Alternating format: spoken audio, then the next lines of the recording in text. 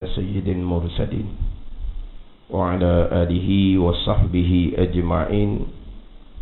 رب اشرح لي صدري ويسر لي أمري واحلل عقدة من لساني يفقه قولي. سبحانك لا علم لنا إلا ما علمتنا إنك أنت العليم الحكيم. ولا حول ولا قوة إلا بالله العلي العظيم. Yang saya muliakan pengurusi majlis, yang saya muliakan pengurusi masjid, merangkap imam masjid Ustaz Bahrain, ahli dan kuasa masjid, Imam Bilal, muslimin dan muslimah sekalian, bersyukur kepada Allah Subhanahu wa taala kerana di petang yang bahagia ini kita dapat bersama-sama dalam majlis ilmu, pembicaraan berkaitan dengan sembahyang, yang mana kita berada di bulan Rejab. Kalau di Kelantan, bulan Rejab dipanggil bulan solat, gitu. Kalau di Terengganu, tahun ni lah baru mula, bulan penghayatan solat, gitu, bulan penghayatan solat. Dulu tak ada lagi di Terengganu, sekarang tahun ni ada. Kalau Kelantan bulan Rejab, bulan solat tu memang lama dah tau. Jadi bersebenalah kita kira dengan bulan Rejab, dengan tajuk berkaitan dengan solat. Kemudian saya ni dah sebut orang Terengganu, dari nak cakap Kelantan lah, kena cakap Terengganu. Tapi dak lah Terengganu pekat dak lah. Saya nak cakap Kelantan pun tak berapa nak pandai dah. Masa saya duduk ngaji di Pondok Pasir Tumbuh tu, cakap Kelantan lah. Ngaji di Pondok Naratiwak, pun cakap Kelantan. Balik saya mengaji di Pondok Kerandang Jertih pun cakap Kelantan. Dan memang mak ayah saya sendiri pun asal Setiu. Setiu pun dia punya logat dia lebih kurang Kelantan. Dia bukan Kelantan. Jadi memang dari segi percakapan saya je lebih pada Kelantan. Mula-mula balik Terengganu tu, kalau saya cakap Terengganu tu, dia kira macam saya ni, kira macam niru. Ada niru. Bukan Terengganu asal, niru. Sebab memang saya lebih pada Kelantan. Tapi bila lama dah, tak ada apa nak jadi dah. Nak start Kelantan semula hari ni, takut jadi bunyi pelik. Takut bunyi pelik. Dia tak boleh nak tiru-tiru ni. Jadi tak apalah, saya cakap biasa je. Dah. Cakap biasa. Kemudian masing-masing pegang tu buku panduan bersuci dan bersolat bagi pesakit. Dia, kalau kita bicara berkaitan dengan penghayatan solat, membicarakan berkaitan dengan solat, berkaitan dengan solat bagi pesakit, ini perkara yang sangat mustahak bagi kita mengetahui. Sebab kadang-kadang di kalangan masyarakat ni, dia tak berapa peduli mana berkaitan dengan macam mana orang yang uzur, yang sakit, nak bersuci, bertaharah dan juga nak melakukan solat. Hak masa segar-segar ni dia retilah duduk belajar sama. Kemudian hak bertaharah, bersuci, bersolat ketika sakit ni kadang-kadang tak berapa dititik beratkan. Ni cerita cara umum ni. Tapi kalau Kelantan okey je rasanya. Dah. Kelantan Serambi Mekah kan. Masa Ustaz Bahrain ajak saya mari Kelantan ni, saya kata Kelantan ni Serambi Mekah. Kita orang Terengganu nak mari Kelantan ni tak padang rasanya. Orang Terengganu nak mari Kelantan, orang Kelantan lah yang pergi ngajar ke Terengganu. Gitulah. Dah. Jadi saya sebut ni secara umum. Kadang-kadang dalam masyarakat kita, apabila sakit, barulah abang apa? Tercari-cari, terkiah-kiah macam mana nak bersuci, kemudian macam mana nak bersolat. dia dalam keadaan kita ni sakit uzur ni, sama ada kita sendiri ataupun keluarga kita sendiri ataupun kawan-kawan kita sendiri. Macam mana? Ada setengah orang dia tak tinggal semayang walaupun dalam keadaan dia uzur. Cuma apabila tanya balik, kamu bertaharahnya macam mana? Dia pun cerita taharah dia begiang. Tak betul. Dia semayang, dia bertaharah tapi tak betul. Kemudian sampai masa nak semayang pula. Sampai masa nak semayang. Kalau kata uzur daripada berdiri, nak solat duduk. Macam mana nak solat duduk? Sekarang timbul pula solat duduk atas kerusi. Nak solat duduk atas kerusi, dan di masjid mana-mana pun ada kerusi. Kemudian kita solat duduk atas kerusi ni, kita kena ngaji molek, kena belajar molek. Sebab solat duduk sunnah Nabi SAW ketika Nabi uzur, Nabi solat duduk atas latah. Nabi solat duduk atas latah. Jadi solat duduk atas kursi ni perkara baru. Macam mana keadaan keuzuran yang macam manakah kita boleh solat atas kerusi? Keuzuran yang macam manakah tidak memadai kita solat atas kerusi? Jadi kena tahu molek. Jangan kita tengok seseorang solat atas kerusi, kita pun tiru dia.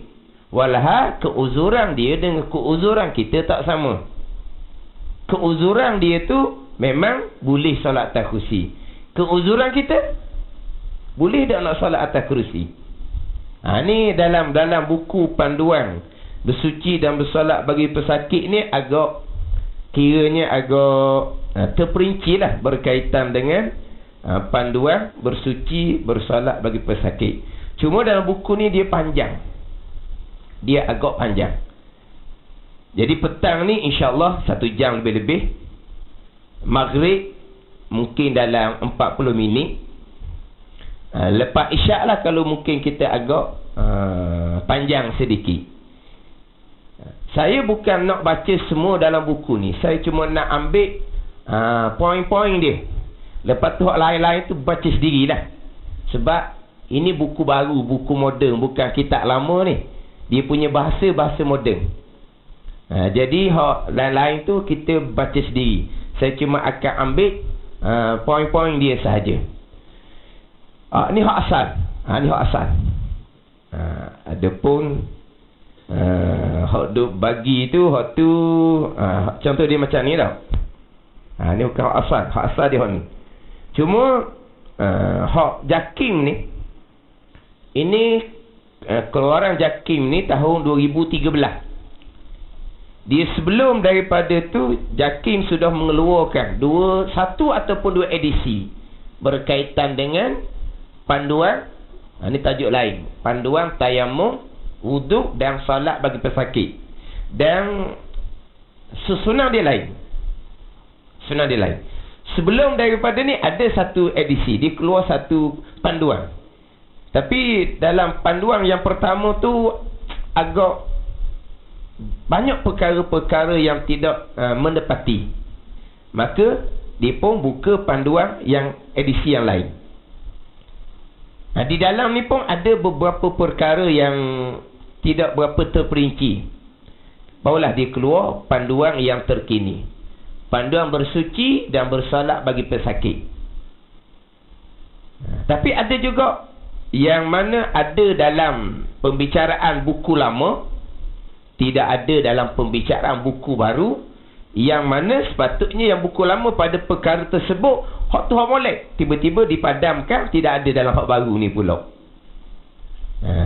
Faham tak? Ini kita mungkin kena ada catatan sedikit lah.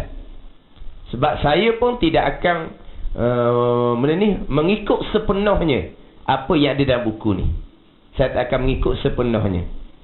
Ada tempat mungkin saya akan pakai hak panduan yang ada dalam buku ni, hak edisi yang terdahulu.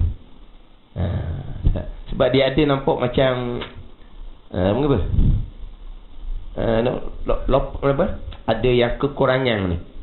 Di sini ada kekurangan, tambah baiknya di sini. Tiba-tiba ada kekurangan di sini, hak sini ada, tiba-tiba tak ambil. Gitu contohnya. Jadi insyaAllah saya baca di permulaannya, dia punya pengenalan dia di muka surat 7. Di muka surat 7, pengenalan buku ni.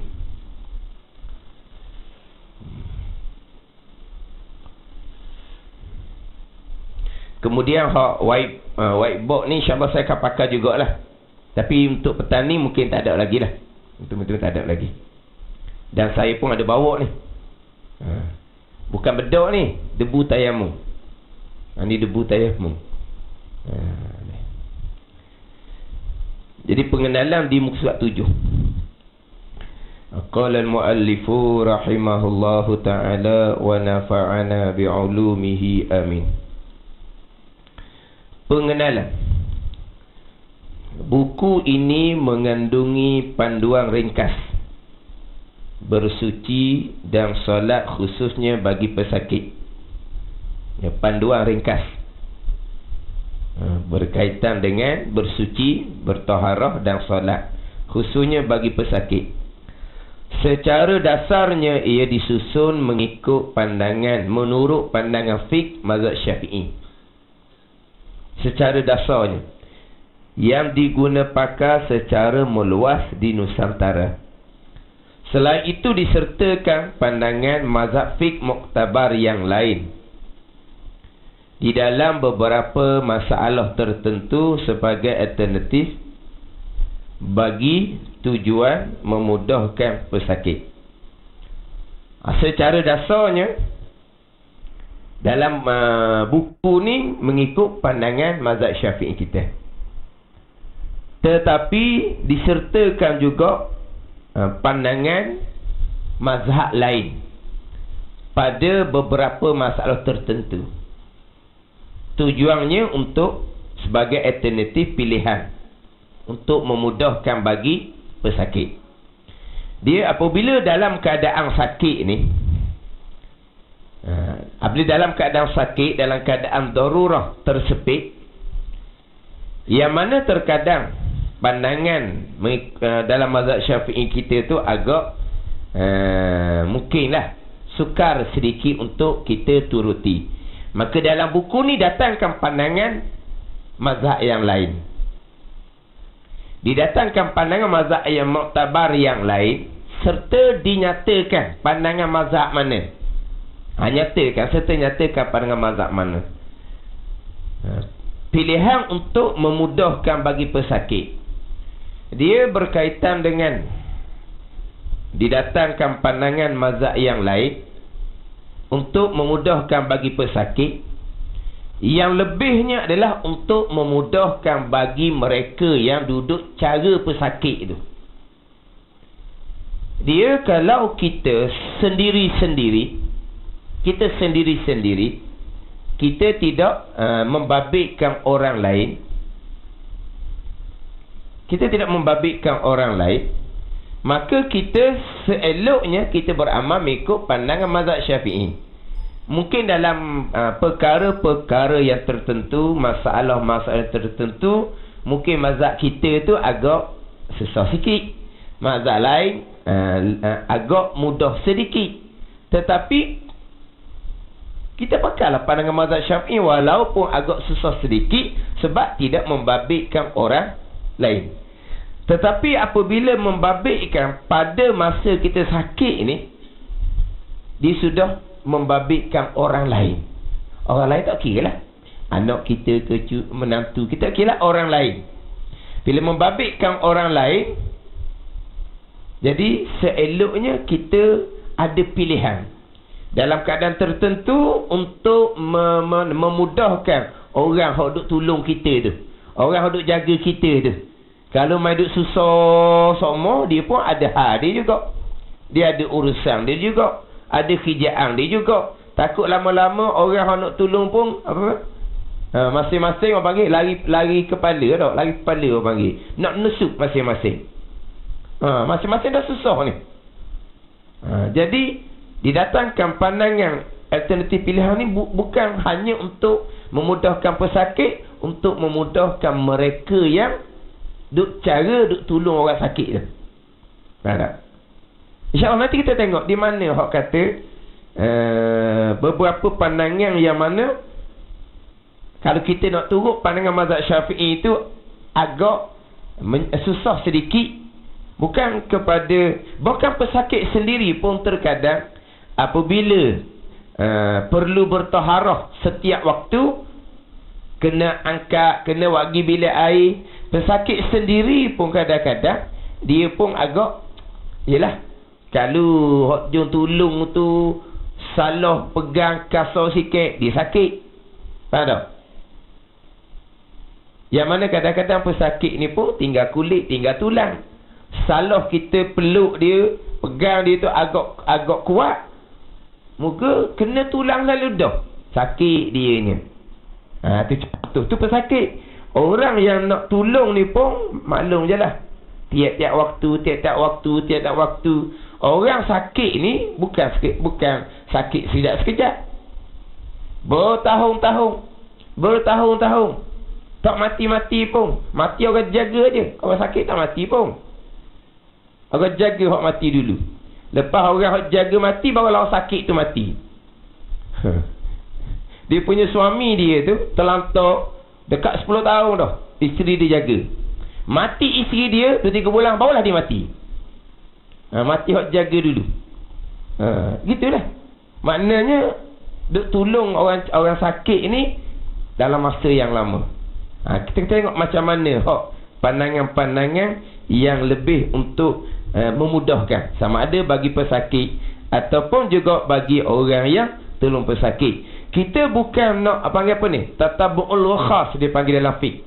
Tatabu'ul khas ni kita nak tengok hak mana hak mudah, hak panggil apa, nak lompat-lompat. Tu pada ni nak lompat-lompat, nak pilih hak mana hak lebih mudah, itu dia panggil tatabu'ul khas. Kalau semata-mata kerana hawa nafsu, itu diharamkan.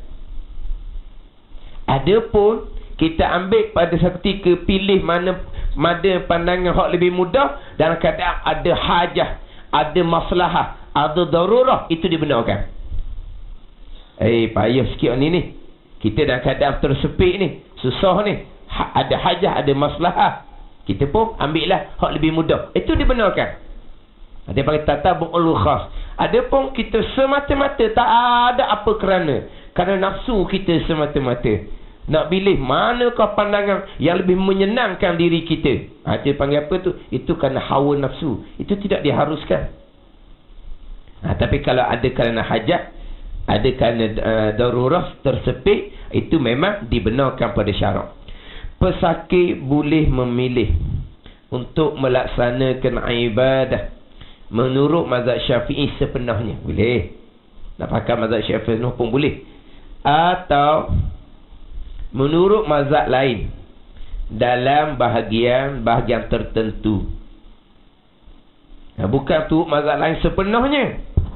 Dan tidak menurut mazhab Syafi'i sepenuhnya.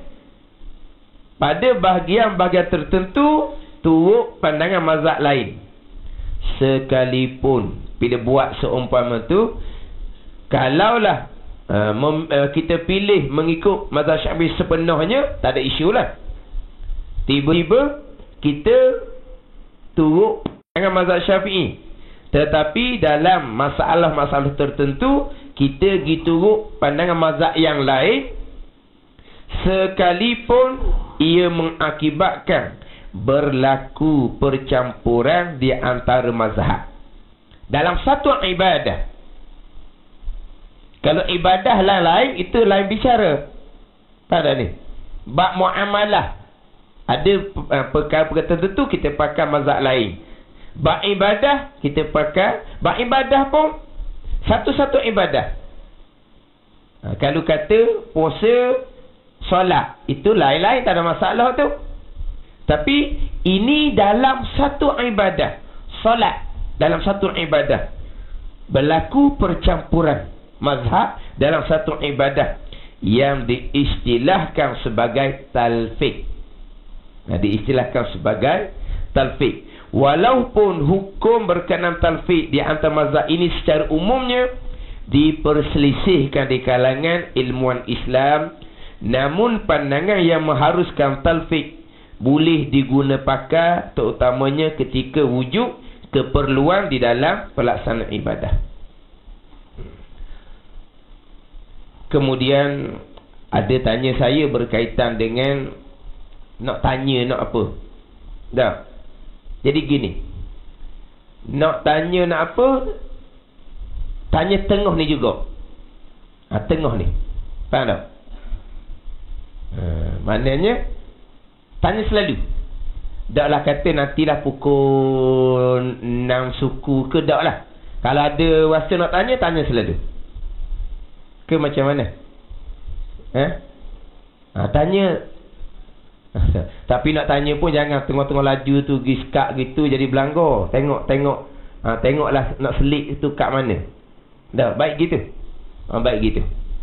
Sebab kalau ada perkara yang kita tak faham, tak dapat tanya di saat tu, kalau jalan panjang pun jadi dah nak ambil dah lah. Sebab apa? Di muka tu, di permulaan bicara tu kita dah nak pergi dah. Jadi begini, dia kalau kita biasa, kita dalam keadaan kita biasa begini, dalam bab solat memang boleh dikatakan kita sepenuhnya mengikut pandangan mazhab Syafi'i, sepenuhnya. Bagi mereka yang, sebab kita nak dikatakan kita sepenuhnya solat mengikut pandangan mazhab Syafi'i, kita adalah ilmu dia. Kita Islam, kita warisi daripada ibu bapa. Kita kata kita bermazhab Syafi'i kerana Malaysia kita ni secara umumnya bermazhab Syafi'i. Tetapi kita ni nak dikatakan solat contohnya mengikut pandangan mazhab Syafi'i apabila kita ada ilmu fiqh mengikut pandangan mazhab Syafi'i. Faham? Kalau kita tidak ada ilmu fiqh solat mengikut pandangan mazhab Syafi'i, kita bukan bermazhab Syafi'i. Fiqh solat kita bukan bermazhab Syafi'i. Dan mazhab apa? Mazhab kita. Mazhab kita sendiri. Saya sembahyang mengikut pandangan fiqh Imam Syafi'i. Kita belajar fiqh pandangan Imam Syafi'i. Kita buat seumpama ni, kita mengaji dalam kitab fiqh mazhab Syafi'i, kena buat gini. Itu panggil apa tu? Kita sembahyang mengikut pandangan mazhab Syafi'i kita. Tapi kalau kita buat dalam sembahyang kita, dalam bab syarat ke taharah, dalam bab rukun ke syarat bagi rukun ke, kita buat mengikut rasa senang kita. Mengikut rasa hak ni barangkali itu bukan kita solat mengikut pandangan fiqh mazhab Syafi'i. Itu fiqh kita sendiri, pemahaman kita sendiri, bukan bermazhab Syafi'i. Bermazhab Syafi'i apabila kita belajar fiqh bab solat mengikut pandangan mazhab Syafi'i. Kalau tidak agak, dalam kitab Tuhfah Ibnu Hajar Al-Haytami, Ibnu Hajar mengatakan bahawa al-awam la mazhab lahum. Orang awam kebanyakan mengaji tak berapa, tak mengaji mana, tak belajar mana ni, tak ada mazhab sebenarnya. Tak ada mazhab. Mazhab Syafi'i pun tidak, mazhab Hanafi pun tidak. Lepas tu macam mana solat dia ni? Solatnya macam mana? Dia belajarnya kemudian, lepas dia belajar pandangan mazhab Syafi'i, tiba-tiba syaratnya tidak sempurna, rukunnya tidak sempurna, perkara yang membatalkan solat mengikut pandangan mazhab Syafi'i tidak dijaga. Lepas belajar kemudian, lepas tu macam mana? Sebab syarat mengikut pandangan mazhab Syafi'i tidak disempurnakan, rukun bagi pandangan mazhab Syafi'i tidak disempurnakan, perkara yang membatalkan sembahyang mengikut pandangan mazhab Syafi'i tidak dijaga. Contohnya macam mana tu? Sebab kalau ikut pada pandangan fiqh mazhab Syafi'i, solatnya tidak sah. Apa tu macam mana? Adakah solatnya wajib diqadakkan kembali bila solatnya tidak sah? Ini orang awam ni, orang kebanyakan. Belajarnya kemudian. Wajib kena qada ke tidak? Oh, kalau kena qada kok, banyaklah daripada muda buat pasal tu. Kena qada berhabis ni. Kena qada berhabis. Lepas tu macam mana ni? Kira daripada umur 15, umur balik. Dan sekarang umur 60 dah. Kira. Dah semayang. Tidak sah mengikut pandangan mazhab Syafi'i. Yang kita belajarnya kemudian. Macam mana kalau berlaku seumpama tu? Maka hak kata wajib solat tu diqadakkan apabila syarat rukun yang kita tidak lengkapkan, tidak sempurnakan, tidak ada mazhab yang mengatakan sah. Perkara yang membatal yang kita lakukan, tak ada mazhab pun yang kata tak batal. Ijma' ulama, maka solat tu kena qada. Tapi dalam bab solat ni, kebanyakannya tidak ijma' ulama. Ada ni.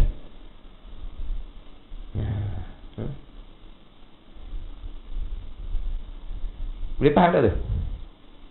Sebab kita belajar kemudian, lepas kita belajar, oh begitu saya selama ni saya tak buat pun.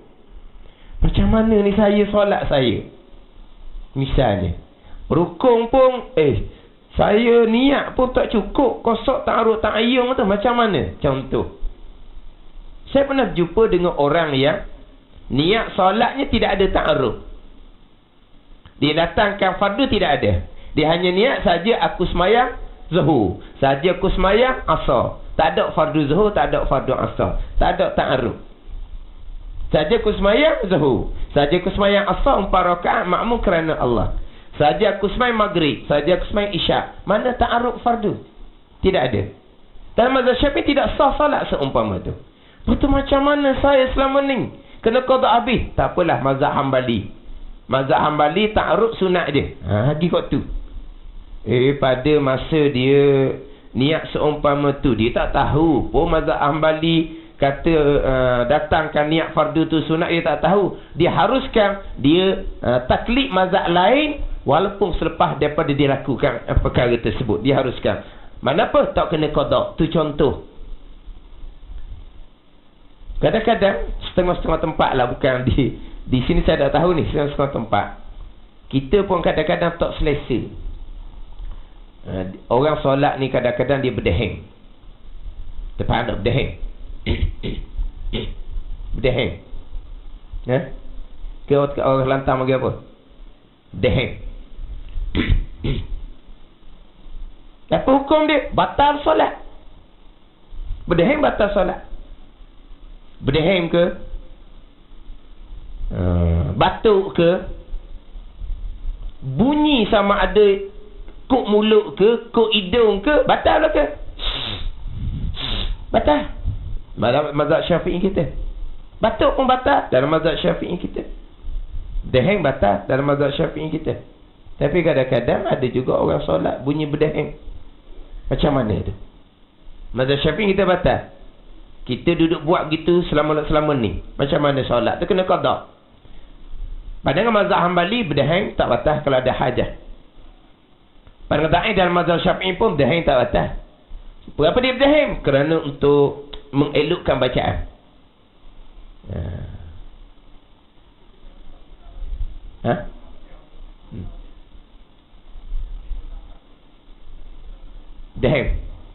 Berdeheng tidak perlu ulang balik.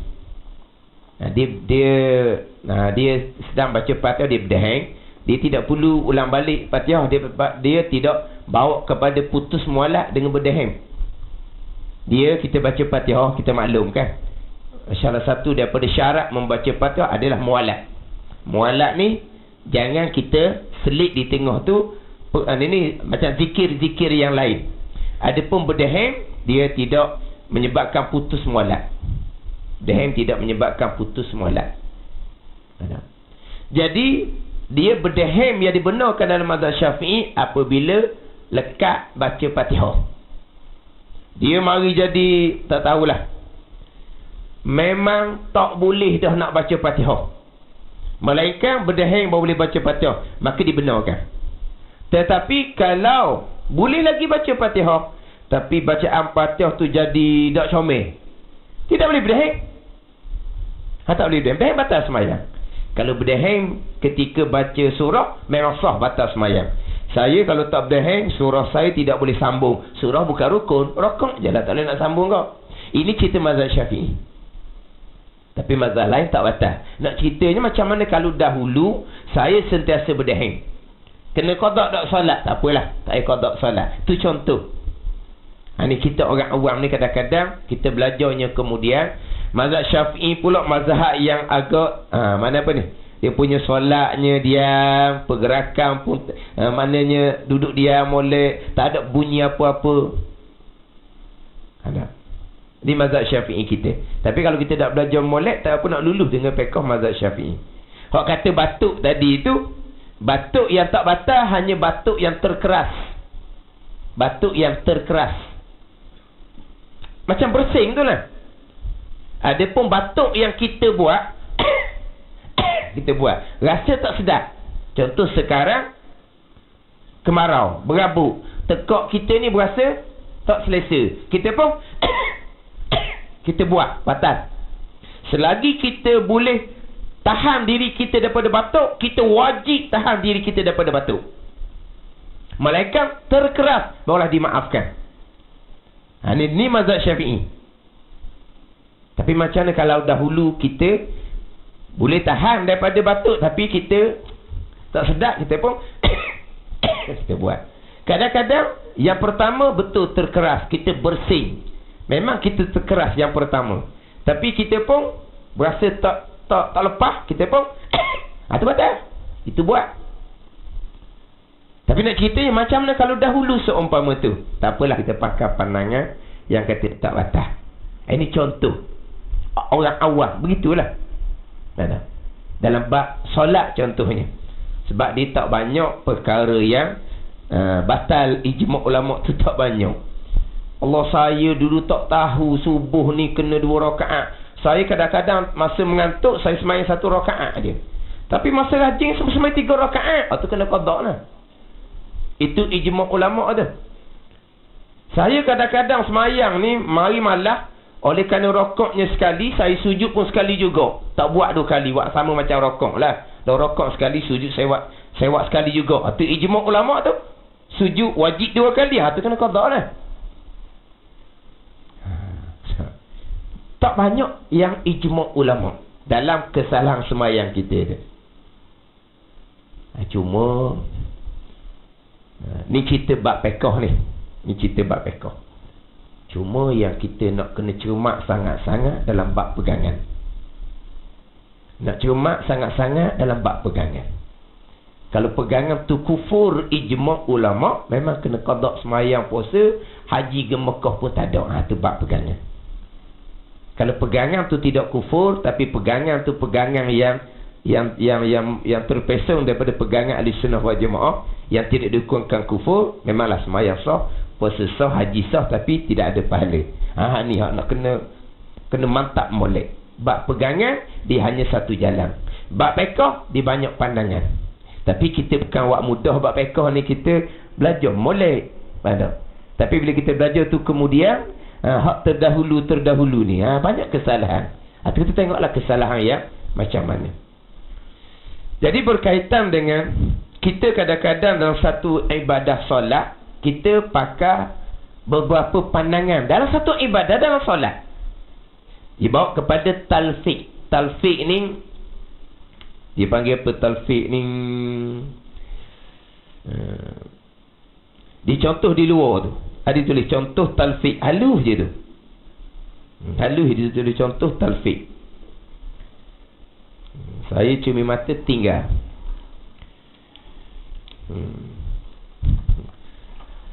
Dia ada contoh talfiq. Tapi contoh ni saya tak berapa nak guna mana ni. Tak apalah, kita ambil contoh talfiq dia. Talfiq ni apa panggil apa? Belang apa panggil? Separuh mazhab ni, separuh mazhab ni.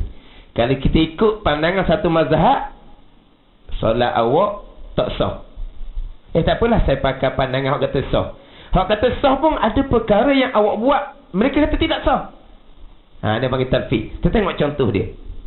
Contoh dia, seorang yang berwuduk tanpa niat dengan mengikut mazhab Hanafi yang tidak mensyaratkan niat dalam wuduk. Mazhab Hanafi, niat ketika berwuduk, niat ketika mandi wajib hukumnya sunat, bukan rukun wuduk dan bukan rukun mandi wajib. Itulah mazhab Hanafi. Setelah berwuduk, tangannya terluka dan mengeluarkan darah. Yang mana mazhab Hanafi, apabila keluar sesuatu yang najis, walaupun bukan daripada dua jalan, kita keluar daripada dua jalan baru batal wuduk. Kubur dan dubur melainkan air mani yang tak batal. Mazhab Hanafi tidak. Keluar darah pun batal wuduk. Najis yang mengalir, darah keluar tu mengalir. Kalau darah keluar tu sikit-sikit dia tu tak batal. Darah keluar banyak tu batal. Berpekan batal dalam mazhab Hanafi. Jadi tadi dia berwuduk tanpa berniat. Setelah berwuduk, tangannya terluka dan mengeluarkan darah. Darah yang mengalir ni, kalau darah sikit tak batal mazhab Hanafi. Bahkan mazhab Hanafi ni bukan kata keluar darah, bahkan muntah, jeluak, keluar banyak, penuh mulut, batal wuduk dalam mazhab Hanafi. Kalau muntah tu keluar sikit-sikit tak batal. Kalau muntah tu keluar banyak batal. Kemudian solat menggunakan wuduk tersebut mengikut mazhab Syafi'i yang berpendapat bahawa keluar darah selain daripada saluran kubur dan dubur tidak membatalkan wuduk. Dia wuduk tak niat, pakai mazhab Hanafi. Keluar darah batal, tak apalah, pakai mazhab Syafi'i. Mazhab Syafi'i keluar darah tak batal. Jika mengikut pandangan mazhab Hanafi dan Syafi'i setiap satu, solat yang dilakukan adalah tidak sah kerana wuduk tanpa niat adalah tidak sah mengikut mazhab Syafi'i, maka manakala keluar darah membatalkan wuduk mengikut mazhab Hanafi. Namun menurut pandangan yang mengharuskan talfiq, solat yang dilakukan tetap sah. Dia gini. Sekarang wuduk tak niat, tak apalah mazhab Hanafi. Tapi wuduk tak niat ni macam mana pandangan mazhab Syafi'i? Sah tak? Tidak sah. Mazhab Hanafi sah. Gi ke depan keluar darah. Keluar darah mazhab Hanafi batal. Saya bab keluar darah ni saya nak pakai mazhab Syafi'i pula lah. Bab mazhab Syafi'i kata tak batal. Baik, kita balik pada mazhab Syafi'i. Keluar darah tak batal. Tapi awak berwuduk tanpa niat, mazhab Syafi'i kata sah ke tak? Tak. Apa tu? Saya balik pada mazhab Hanafi lah dalam bab tak payah niat. Tak apalah, awak balik pada mazhab Hanafi. Wuduk tanpa niat sah. Darah keluar tu, mazhab Hanafi kata batal. Nak lari ikut mana? Jadi kalau kita turut pandangan mazhab Hanafi, wuduk dia tidak sah sebab wuduk dia sudah tidak ada kerana keluar darah membatalkan wuduk. Kita pergi mazhab Syafi'i. Mazhab Syafi'i bukan wuduk dia batal, wuduk dia tak sah daripada awal sebab tak ada rukun niat. Nak pakai mana ni? Tapi bagi pandangan kata dia haruskan talfiq, sah, boleh pakai wuduk. Tu talfiq orang panggil dia. Abang panggil apa ni? Separuh. Kita nilai ikut mazhab Syafi'i. Mazhab Syafi'i tak ada. Dia makna apa? Gini tak orang panggil. Gini. Kita nilai ikut mazhab Hanafi. Gini juga. Lepas tu? Nanti di talfiq tu orang panggil. Ni contoh. Ni bab wuduk tanpa niat ni kita kata tak ada lah. Mazhab Hanafi pun walaupun niat bukan rukun wuduk, dia sunat berniat. Mazhab Hanafi gini. Biasa timbulnya orang pergi Mekah. Orang pergi Mekah bila bersentuh lelaki dan perempuan, mazhab Syafi'i yang muktamad batal wuduk sama ada yang menyentuh ataupun yang disentuh. Tiba-tiba sampai masa bersentuh lelaki perempuan, kita nak pakai pandangan tiga mazhab, Maliki, Hanafi, Hambali yang tidak batal. Kita nak pakai pandangan yang kata tidak batal. Tiba-tiba pada masa kita berwuduk, kita sapu kepala, buka kopiah sikit, selit sikit jari dalam tu, sikit je. Pada kena kita sapu kepala, kena sikit je. Kita sapu kepala seumpama tu, mazhab Hanafi kata sah ke tak? Tidak sah. mazhab Maliki Hambali lagilah tidak sah. Sebab mazhab Maliki Hambali wajib sapuskan kepala. Wuduk hidup colek sikit itu tidak sah. Siapa masa sentuh orang puang, saya nak pakai Hanafi, nak pakai Hambali lah, nak pakai Maliki lah. Hanafi, Hambali, Maliki duduk gini daripada awal adanya wuduk awak tidak sah. Nak batal, nak pakai kata tak batal mana? Tidak sah daripada awal. Sebab awak sapu kepala sikit je. Ada ni? Saya masa sapu kepala sikit tu, saya pakai mazhab Syafi'i. Okey lah. Sekali awak sentuh lelaki perempuan. Nak pakai mazhab mana? Hanafi, Maliki, Hambali. Bukan masalah wuduk awak tu tidak batal kerana bersentuh lelaki perempuan. Wuduk awak tu tidak sah daripada awal. Ada ni? Orang panggil apa? Talfiq orang panggil tu. Sebab tu biasa orang pergi Mekah, dia apabila bersentuh lelaki dan perempuan, pakai pandangan kata tak batal, disuruh kita buat guana. Hak mana sunat-sunat dalam mazhab Syafi'i kita, jangan tinggal sahabut buat belaka. Kemudian sampai masa bersentuh lelaki perempuan, kita pakailah pandangan mazhab Hanafi, Maliki, Hambali kata tak batal. Tapi hak sunat-sunat dalam wuduk kita kena buat belaka. Bismillah jangan tinggal. Bokomo masuk ikidun jangan tinggal. Sapu telinga jangan tinggal. Sebab mazhab Hambali wajib. Ketika basuh anggota wuduk kena gosok. Jangan bubuh muka bau pahit gitu je. Bubuh tangan bau pahit gitu je. Setuh pun dok, gosok pun dok. Mazhab Maliki tidak sah. Kalau kita berwuduk tanpa gosok, kita gosok. Kepala pula kita sapu sekalian. Okey, sapu sekalian. Mazhab Maliki dengan Hambali memanglah wajib sapu sekalian. Mazhab Hanafi wajib sapu sekurang-kurang 1/4 kepala. Sekarang tersapu sekalian. Mana wuduk kita tu diaku oleh semua mazhab. Siapa tanya batal nak pakailah mazhab Hanafi, Maliki, Hambali. Okey lah. Sebab tidak berlaku talfiq. Tapi atas setengah pandangan talfiq dalam keadaan darurah dibenarkan. Walaupun ini perkara yang khilaf di kalangan ulama. Yalah kita ni kadang-kadang, ni contoh-contoh. Kita tak sedar kadang-kadang. Kita diajar satu-satu pandangan mazhab lain. Dalam keadaan kita tak tahu pun. Mengikut pandangan mazhab tersebut, syarat dia apa, yang membatal dia apa. Kita tak tahu pun. Tapi oleh kerana dalam keadaan tersepit, kita disyorkan dengan pandangan mazhab lain. Sebagai contoh, kita nak masuk bulan Ramadan. Malam pertama kita niat untuk 1 bulan. Nawaitu sauma Ramadan kullahu. Aku puasa sebulan di bulan Ramadan sekalian. Sebab apa niat seumpama tu? Sebab mazhab Maliki niat seumpama tu sudah memada. Jadi kalaulah kebetulan di tengah-tengah Ramadan, 1 malam, 1 hari kita lupa niat, tak apalah, kita pakai mazhab Maliki contohnya. Kita tahu tak perkara yang membatalkan puasa mengikut pandangan mazhab Maliki? Kita tak tahu. Kita tahu tak syarat rukun puasa mazhab Maliki? Kita tak tahu. Tiba-tiba kita dicadangkan, standby dengan niat mazhab Maliki. Sebab takut tengah-tengah bulan kita lupa niat, kita boleh pakai mazhab Maliki. Kita nak pakai mazhab Maliki niat malam pertama. Dah rukun syarat puasa Maliki tahu ke tak? Kita tak tahu. Perkara yang membatalkan puasa mazhab Maliki kita tahu ke tak? Kita tak tahu. Kita nak pakai mazhab Maliki contohnya.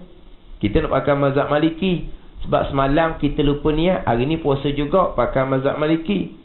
Di masa sama kita pakai celok mata, kita bubuh obat mata. Mazhab Maliki tu rongga batal puasa.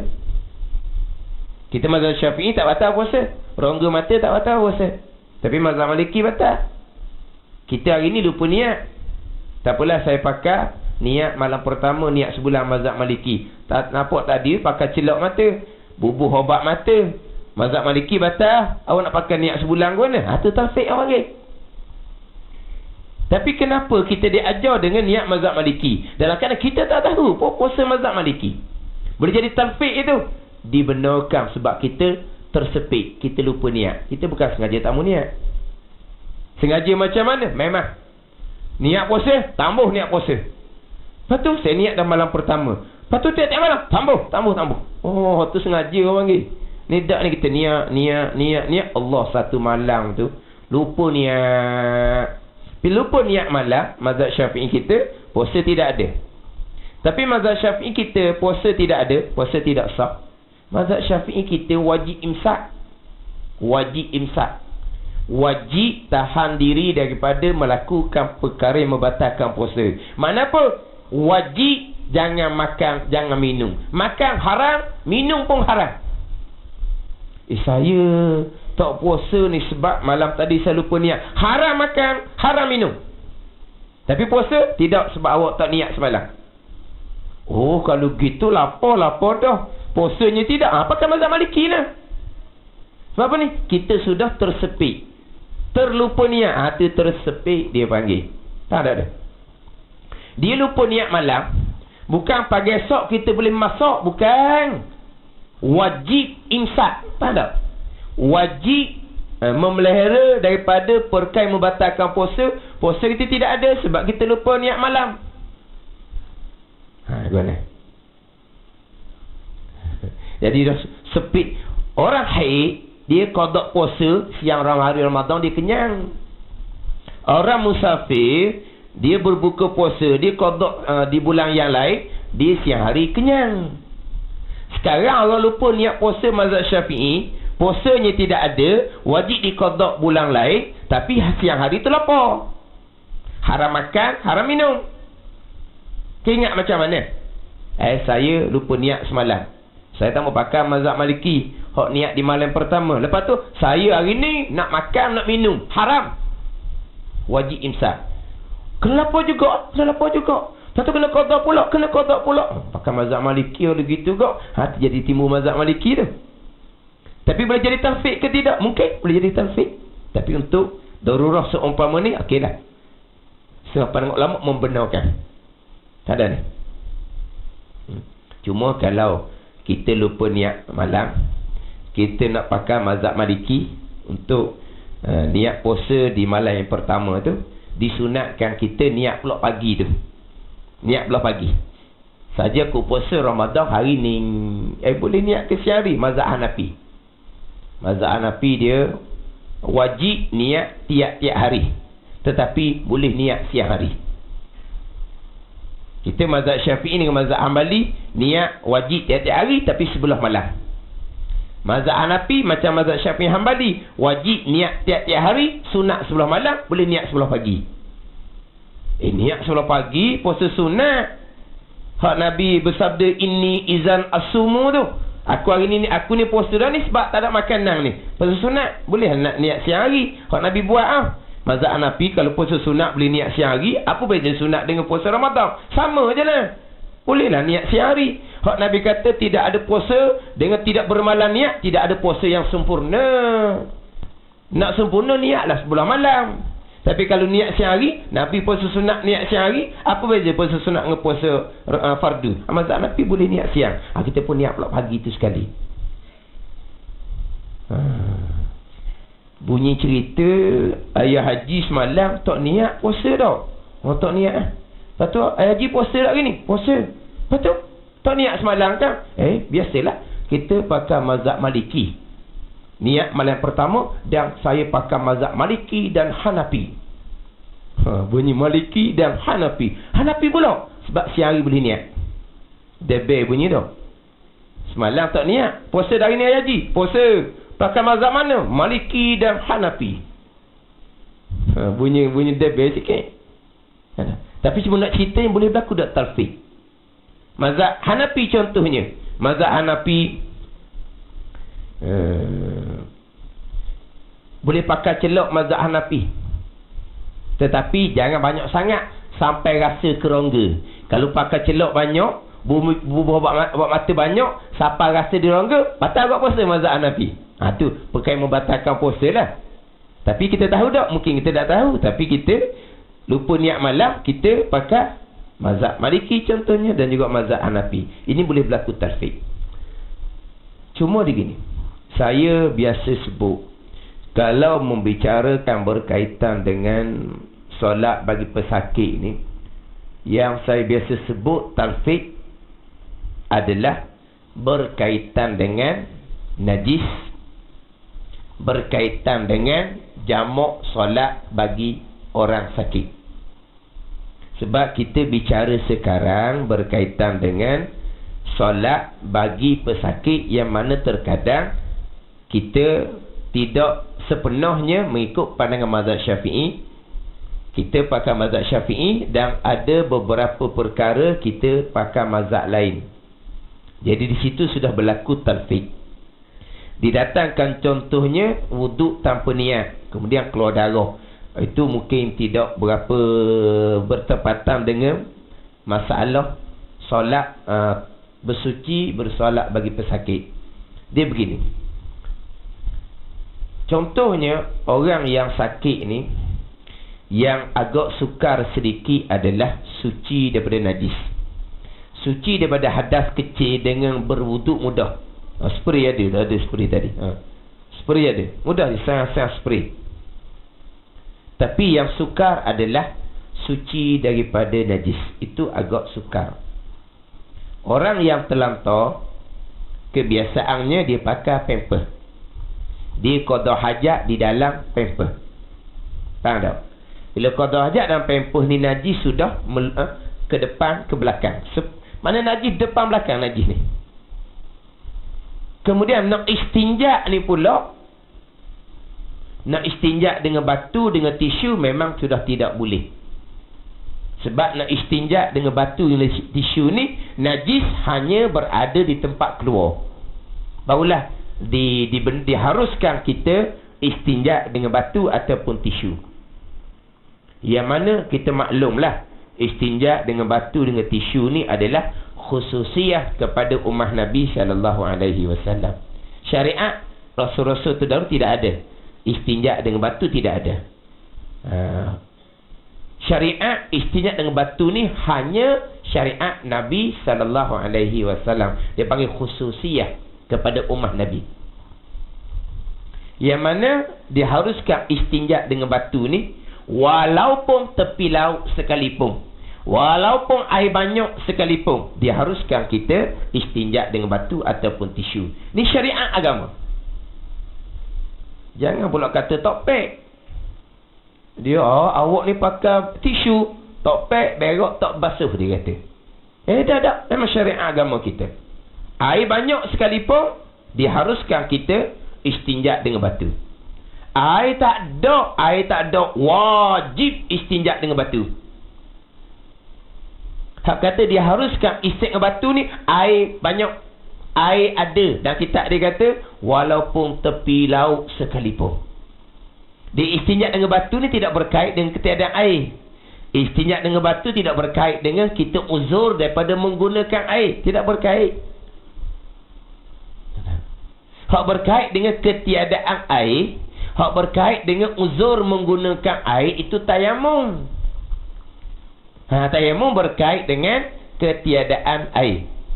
Tayamum berkait dengan keuzuran daripada menggunakan air. Istinja dengan batu tidak ada syarat seumpama tu. Tapi nak istinja dengan batu, najis yang hanya ada di tempat keluar. Sekarang pakai paper, memang sah, wajib istinja dengan air. Memang tidak boleh istinja dengan batu ataupun tisu. Sekarang ni najis depan belakang, najis sudah menjadi kering. Tak ada ni. Dia kena basuh molek, kena basuh molek. Kemudian pula bayangkanlah kita najis kering dah, kita nak hilangkan najis tu, pada ni kita gosok, kulit pun bergerak juga. Pada ni kulit dia bergerak, bukan kulit tegang ni, kulit dia bergerak. Kita gosok, kulit pun bergerak, hilang tak najis. Pada kulit bergerak ni, kecut tu lah, kulit kecut tua tu kan, kita gosok kan kulit tu bergerak kan, mudah nak hilang najis. Kalau kulit tu tegang, daging banyak, tu mudah je kita gosok. Kulit pula daging tak ada, kulit dengan tulang aja. Macam dia nak basuh najis. Dia basuh najis ni menggunakan air. Dia lap-lap tidak memada. Dia wajib menggunakan air mengalir. Dengan bahawa ada air. Sebab najis adalah basuh, bukan sapu. Najis, basuh najis, bukan sapu najis. Bila sebut kata basuh najis, kena ada air.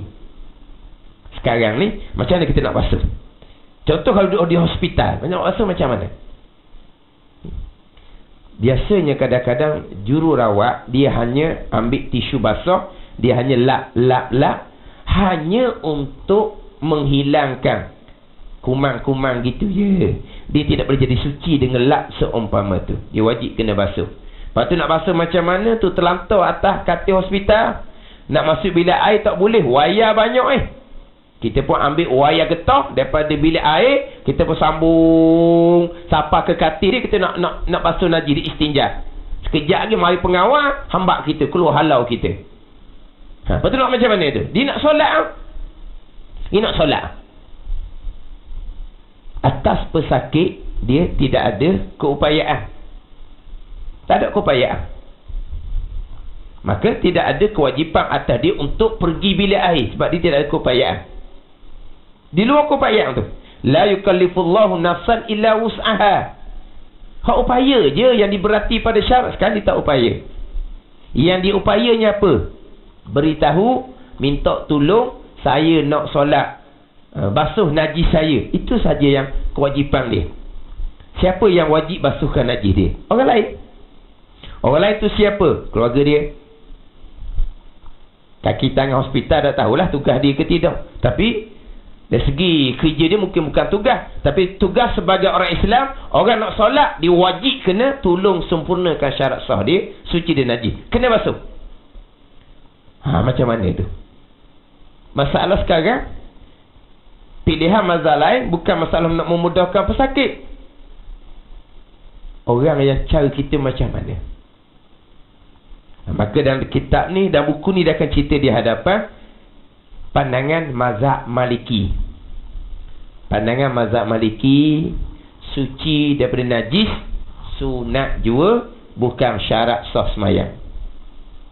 Suci daripada najis, sunat jua, bukan syarat sah sembahyang. Dalilnya, Nabi SAW solat berhampiran dengan Kaabah.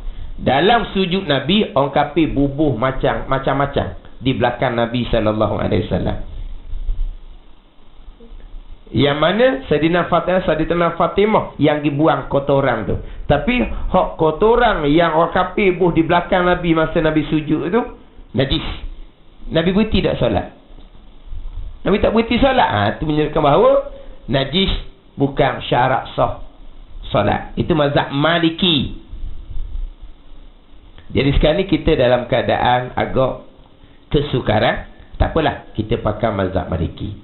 Cuma pampers tu buang perabi, hak mana-mana hak ada tu, hak di kulit tu lap sikit supaya najis tu berkurangan, walaupun tidak dihukumkan suci kerana belum membasuh. Tak apa, mana kurangkan najis tu. Pakai mazhab Maliki. Solat tak perlu diqada kalau kita pakai mazhab Maliki. Tiba-tiba sekarang dalam bab najis, untuk memudahkan, tak apalah, najis pakai mazhab Maliki.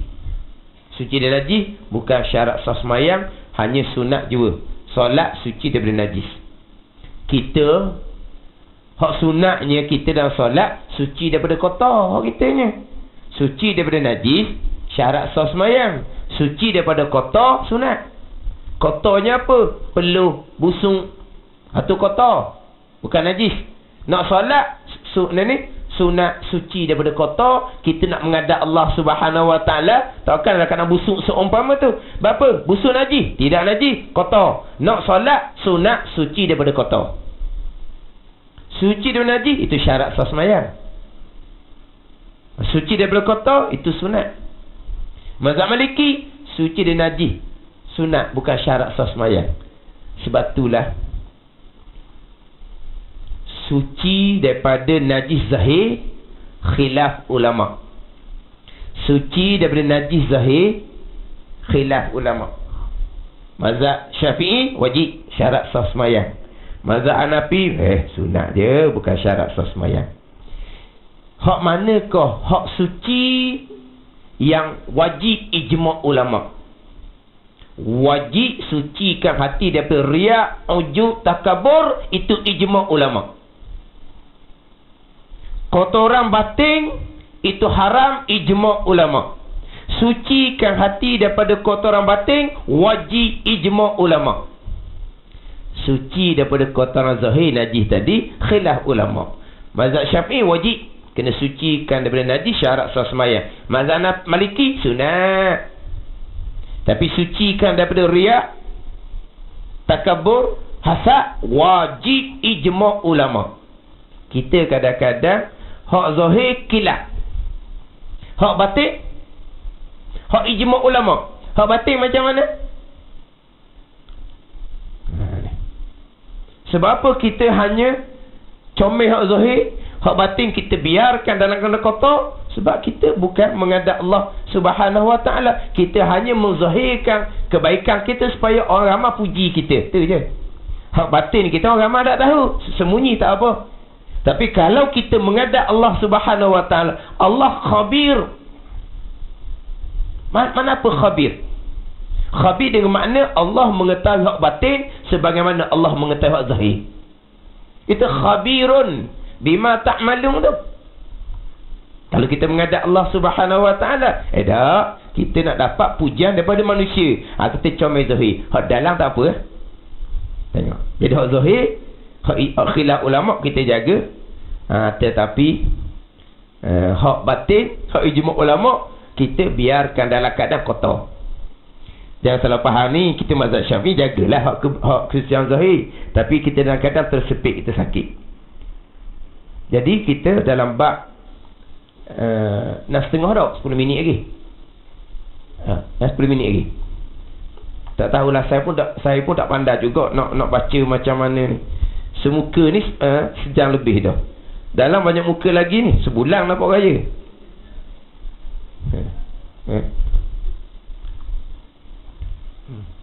Lepas tu tadi saya kata nak tanya, boleh tanya tengah sekali baru tanya ni.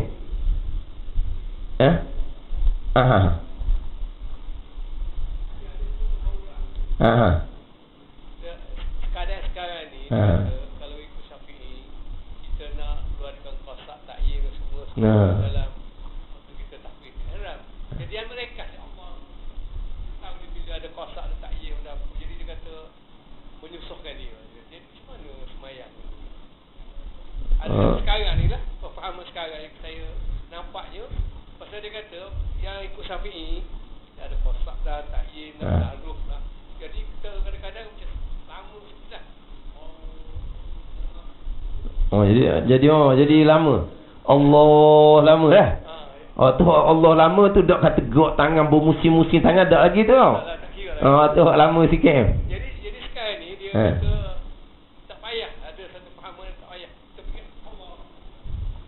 Saya sendiri pun tengok kalau keadaan dia macam tu, tak sempat dia masuk qasak ta'aruf ta'yin pada saya lah. Macam mana dengan ustaz? Dia gini. Dia qasak ta'aruf ta'yin ni, dia takbir sekejap aja sudah datang niat qasak ta'aruf ta'yin, dah anti panjang. Dia Allahu Akbar, tak ada qasak ta'aruf ta'yin. Apa-apa? Ada berdadan. Kita niat ni ni jadi gigi kat niat pula ni. Tak habis lagi buat talfiq ni. Kita niat qasak ta'aruf ta'yin, niatnya macam mana? Saja aku semayang fardu zuhur. Itu bukan niat. Aduh. Itu hadisun nafsi, bercakap di dalam hati. Itu bukan niat. Niat aradun la yanqasimu awwalah wa akhirah. Niat ni satu perkara yang tak ada dahulu, tak ada kemudian. Tak ada kata qasak saja aku semayang, ta'aruf fardu, ta'ayyun zuhur, duduk susung gitu. Itu bukan niat. Itu hadisun nafsi, bercakap dalam hati. Niatnya ketiga-tiga tu hadis serentak. Itu niat. Niat ni umpama orang ambil gambar. Orang ambil gambar. Sekarang ni kan orang ambil gambar kan. Ambil gambar telefon sekarang ni bukan macam dulu ya. Dia ambil gambar tu. Kepala, tubuh, kaki. Timbul dalam gambar tu, keluar kepala. Tunggu sekejap. Kepala baru keluar. Nanti tubuh nanti. Keluar tubuh. Keluar kaki gitu ke? Dan kita ambil gambar orang. Kepala, tubuh, kaki ni. Kepala, tubuh tak siap lagi. Tunggu sekejap. Keluar tubuh. Tunggu sekejap. Keluar kepala. Gitu kan ambil gambar? Tak. Ambil gambar. Kepala, tubuh, kaki serentak. Ada. Niat gitu lah. Kalau tak urut tak ayuk, serentak. Itu dia orang niat.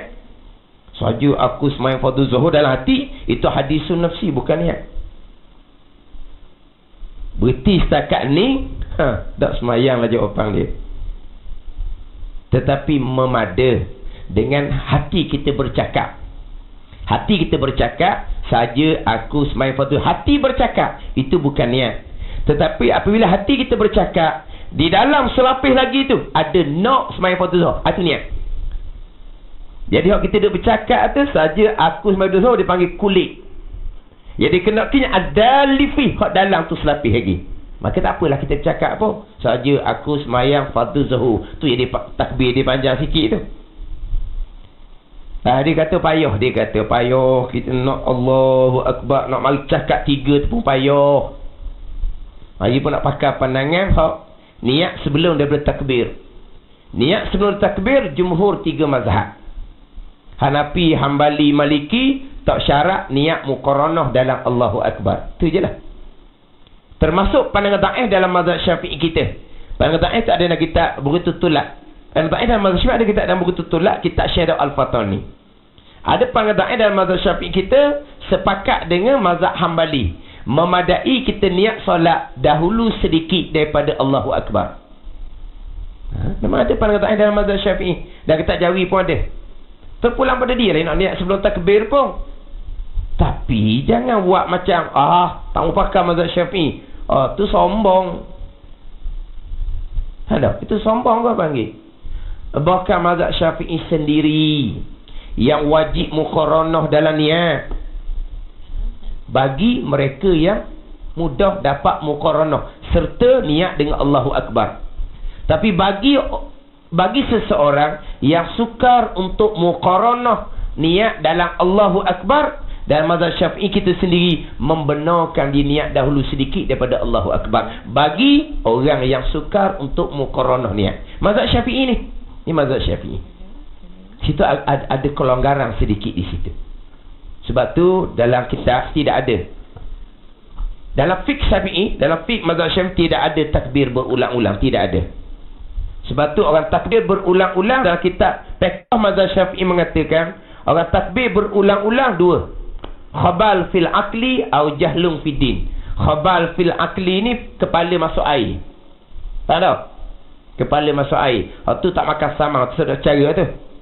Satu laginya au jahlung fid din, jahil agama. Jahil agama, jahil mazhab Syafi'i.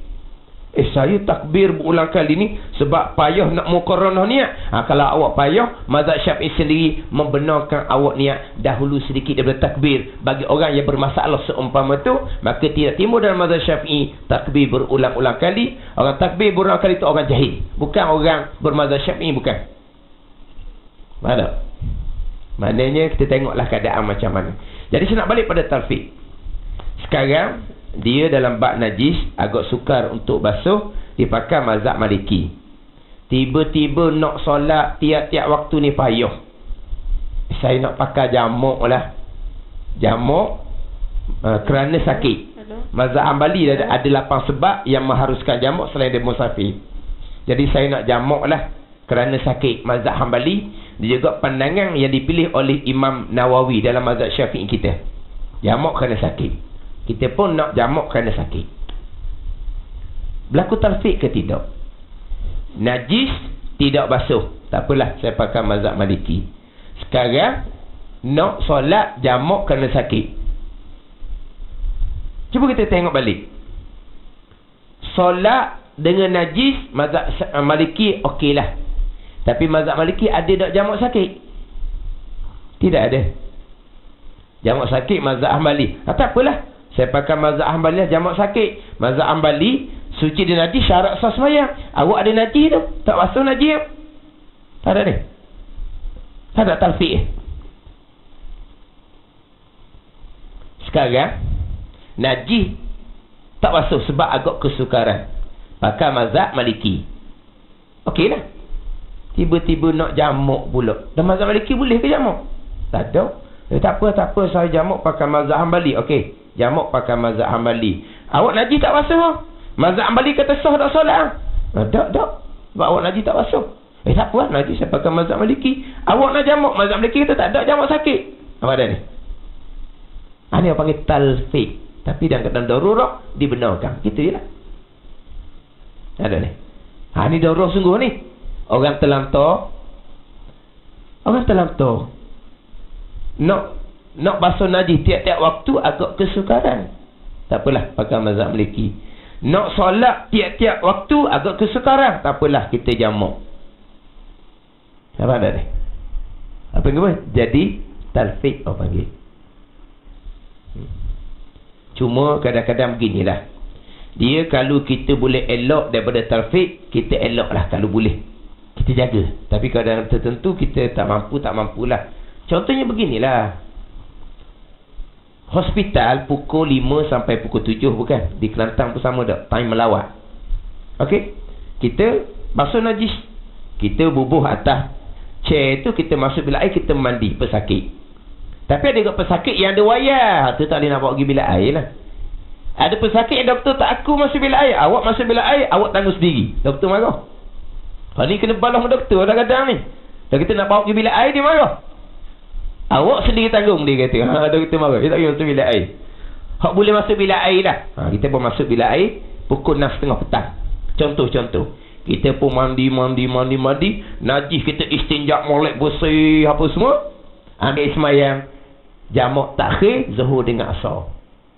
Semayang pukul berapa? Pukul 7. 7 suku, sudah. Jamak takhir, zuhur dengan asar.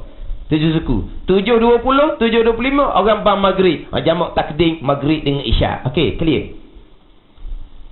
Ada ni. Mana kita tidak talfiq. Sebab najis suci. Kita jamak kerana sakit, pakai pandangan Imam Nawawi. Kita bukan pakai pandangan mazhab Hambali. Kita pakai pandangan Imam Nawawi. Ulama dalam mazhab Syafi'i kita. Ada talfiq? Tidak ada talfiq sebab kita suci dan najis. Hak boleh kita elok, kita elok. Ada ni. Tapi kalau dalam daurah tertentu, mungkin berlaku talfiq. Bak najis, kita pakai mazhab Maliki. Bak jamak, kita pakai mazhab Hambali. Okey je lah. Tapi jadi talfiq ke tak? Itu dia panggil talfiq. Dibenarkan tidak? Bagi dalam keadaan tertentu, setengah-setengah ulama membenarkan sebab dipanggil darurah, tersepit, ada hajat, ada maslahat.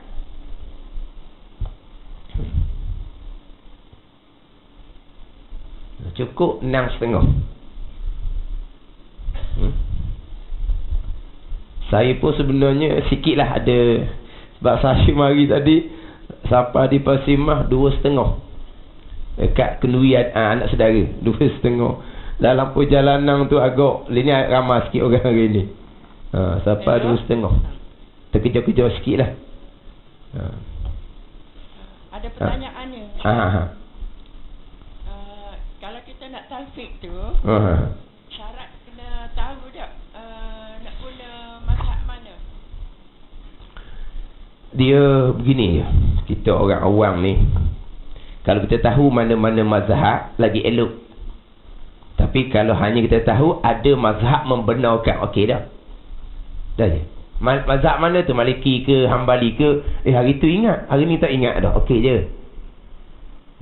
Okey je. Kita tahu. Dah najis ni macam mana ni? Tak apalah, pakai mazhab yang kata suci daripada najis, sunat je. Mazhab mana? Allah, hati semula. Catatan pula tak ada. Lepas tu? Tapi ada mazhab. Okey, tak apa dah. Lepas tu sekarang ni awak jamak ni. Jamak kena sakit. Mazhab Syafi'i tidak ada. Pandangan muktamad tidak ada mazhab Syafi'i jamak sakit. Pandangan Imam Nawawi tu pandangan da'if, tak apalah. Tapi kita pun dah ingat apa? Dia seeloknya. Kalaulah pandangan imam dalam mazhab Syafi'i sendiri, tak perlu kita tahu nama. Tahu nama lagi bagus. Imam Nawawi ke, Imam Rafi'i ke, Ibnu Hajar ke, Syekh Ramli, kalau tahu nama lagi bagus. Imam Asnawi ke, Imam Ghazali ke, Baghawi ke, Buaiti ke, kalau tahu nama lagi bagus. Tetapi kalau imam-imam tu dalam sempadan mazhab Syafi'i, kalau kita tak tahu pun okey, tahu lagi bagus. Tetapi kalau keluar daripada sempadan mazhab, sangat-sangat mustahak kalau kita tahu. Tapi kalau kita orang awam tak tahu pun okey dah. Tapi sepatutnya kalau kita nak keluar sempadan mazhab lain, kita kena tahulah nak mazhab mana. Tadi kita orang awam, pakailah mana-mana pandangan. Dalam keadaan tertentu, kita dalam keadaan darurah. Tak boleh ingat? Suci dan najis, sunat mazhab Maliki. Jamak sakit, Imam Nawawi, Imam Hanbali. Tu ya. Apa tu? Kita hak malam nanti, itu tajuk malam. Soalan malam. Kita tajuk petang ni, soalan petang ni ya.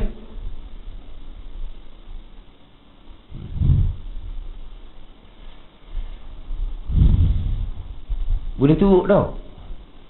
Ke slang lain, sistem lain, pesen lain. Memanglah pesen lain, negeri lain. Kita Kelantan tak mengaji pesen tu. Tu memang tak sama tu.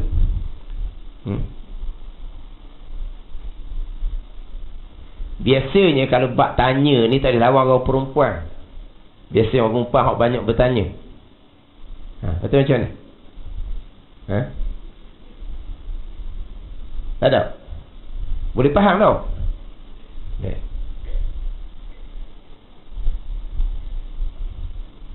Jadi kalau tak ada, untuk slot petang ni, siri yang pertama ni, jadi setakat musuh 7 je lah.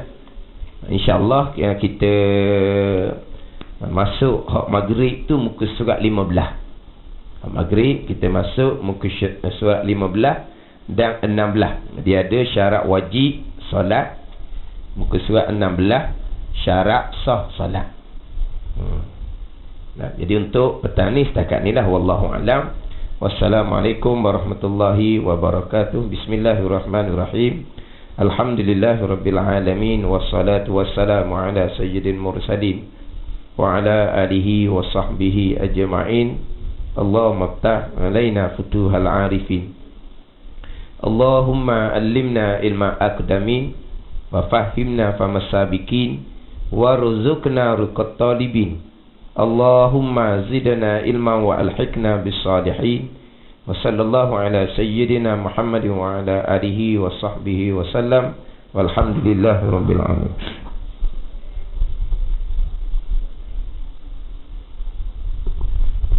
Begitulah ceramah yang disampaikan oleh yang berbahagia Ustaz. Jadi saya pihak pengurusi Jawatan Kuasa dengan sukarcita menjemput para ahli khusus sekalian untuk menjamu makan malam, iaitu di sebelah kiri saya pihak lelaki, manakala di sebelah kanan kita perempuan. Jadi majlis dengan sukarcitanya menjemput semua para peserta untuk menikmati jamuan yang disediakan.